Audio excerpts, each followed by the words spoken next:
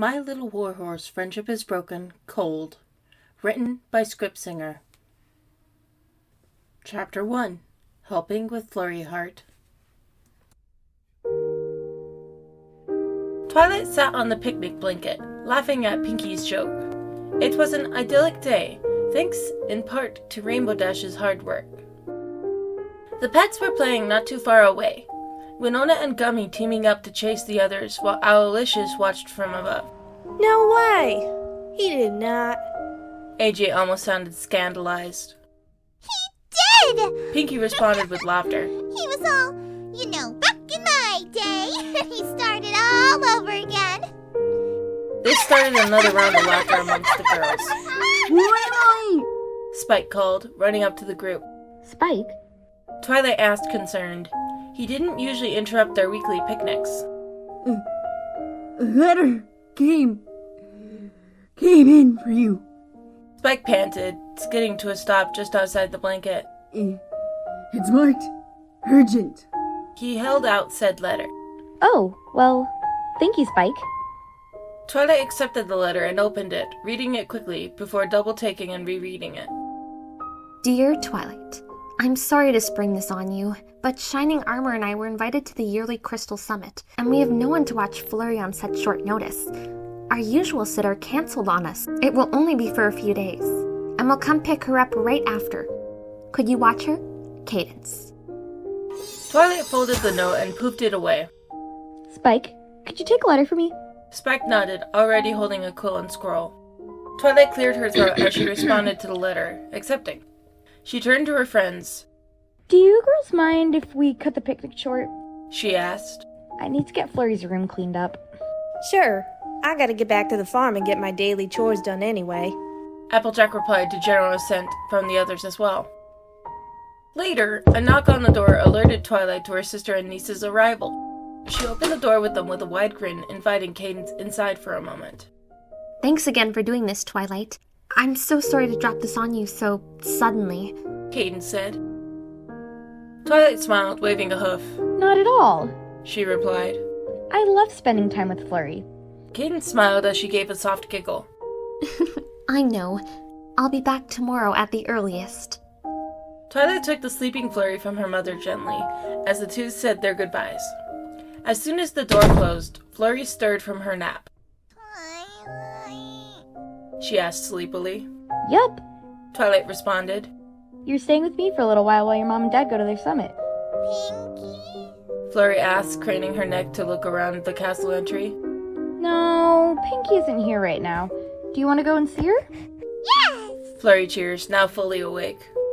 Okay, let's go visit Pinky. Twilight says, grabbing Flurry's baby bag and heading out to Sugar Cube Corner. Luckily, it wasn't very busy when they arrived, so Mr. and Mrs. Cake were willing to let Pinky attend the excitable foal for a few hours, as long as they took the twins with them to the park. Flurry shrieked and giggled at Pinky's silly face beside Pound and Pumpkin Cake. The three foals were pretending that Pinky and Twilight were giant monsters that were trying to catch them. The two had spent the last hour chasing the foals around the park, burning some of their endless toddler energy. Twilight! Twilight turned to see Apple Bloom, Sweetie Belle, and Scootaloo running up to her. Hello, girls. Is something wrong? The three kids skidded to a stop just in front of her. We just noticed Flurry Heart was there. Are you looking after her? Sweetie Belle asked. Yeah, Cadence and Shining Armor had to go to a summit and their normal sitter couldn't watch her, so they asked me. Cool. Can we help? Scootaloo offered. Twilight raised an eyebrow at the three's innocent smiles before chuckling good-naturedly. I'm sure you three have more important things to be doing. Besides, it's almost dinner time. She gently shooed the three off. Eventually, the three foals were sufficiently tuckered out. Twilight and Pinky bid each other farewell and took their respective charges home. Twilight was surprised to find Fluttershy and Rainbow waiting at her door. Hey, Twilight. Rainbow called, waving. Others and I figured that since Flurry is staying for a while, we would come and hang out. Fluttershy nodding. Hey girls, why don't you come in and Spike and I will get dinner ready? Rainbow Dash and Fluttershy entertained Flurry while Twilight made dinner with Spike's help. Rarity and Pinky showed up after their respective shifts. Twilight's dining room becoming lively with happy noises, and AJ dropped off an apple pie from Granny Smith before joining the rest of the party in the dining room. Spike yawned as they brought out the food and nearly fell asleep on his plate.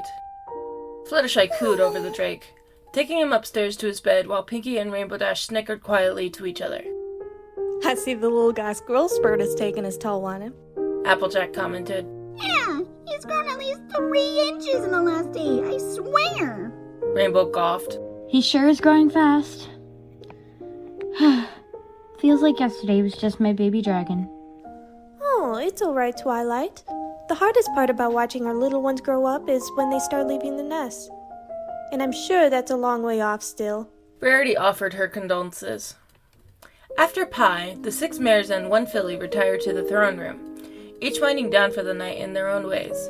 Twilight pulling down Flurry's favorite stuffed toy, a green and orange snail named Whammy. She cooed and curled up with Fluttershy, while Rarity pulled out her needlepoint, and Pinky and Rainbow snuck off together, giggling.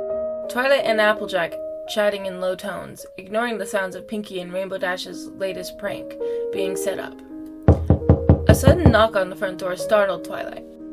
I wonder who that could be. Applejack asked. Dunno. Kitten said she wouldn't be here until tomorrow at the earliest. Twilight said, moving to answer the door. She had just opened the cracked door to the hall when a bucket of water fell on her, soaking her mane and tail. Rainbow Dash and Pinky burst into pearls of laughter, each falling in place. Twilight began to grin, her horn lighting up with magenta magic. Flurry looked at her aunt, confused, while Rarity hid an amused smile behind her needlepoint. Suddenly, Twilight's magic flared, and several water balloons appeared in flashes of teleportation, dropping onto the 2 laughing ponies. The 3 of them stared at each other for a long moment before the silence is broken by Rarity's quiet chuckling, causing a chain reaction, and soon all 6 ponies are laughing together. Another knock at the door reminds Twilight of why she had gotten up in the first place. Still laughing, she opened the door to a very confused-looking Princess Cadence. Oh, Cadence, I didn't expect you to be back so early. Twilight greeted her. Why are you wet? Cadenza asked. It's a long story. Anyway, are you here for Flurry? I thought the summit was going to be much longer.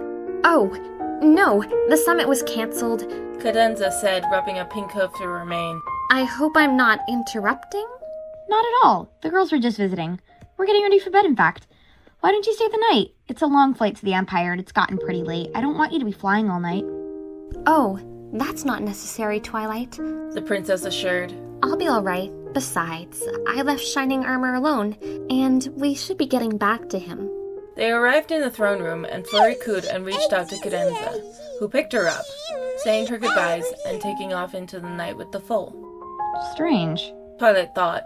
Something about the encounter was off, but she couldn't quite put her hoof on it. Cadence was probably just tired from traveling or something. Suddenly, she grinned. Don't even think about it, Pinky. Aw, come on. Pinky giggled, dropping her water balloon harmlessly to the entry floor.